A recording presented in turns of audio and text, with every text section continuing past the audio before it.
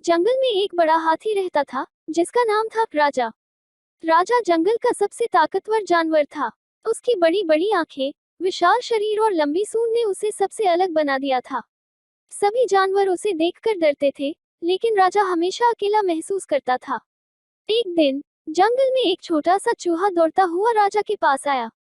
चूहे ने राजा से कहा, मुझे माफ करना, मुझे रास्ता देखना था और गलती से मैं तुम्हारे पैरों के नीचे आ गया।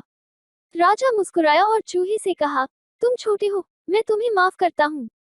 चूहा राजा का धन्यवाद करता हुआ जंगल में चला गया। कुछ समय बाद जंगल में शिकारियों ने जाल बिछाया और राजा उसी जाल में फंस गया। वह बहुत कोशिश करने के बाद भी जाल से बाहर नहीं निकल पा रहा था।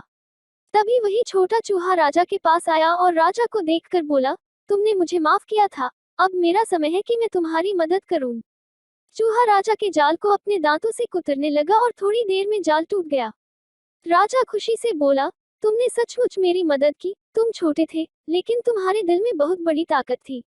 राजा ने सीखा कि कभी भी किसी को छोटा नहीं समझना चाहिए, क्योंकि हर किसी में कोई ना कोई खास ताकत होती है।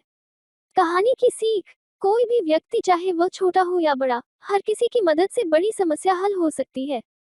हमें कभी भी किसी को कम नहीं समझना चाहिए।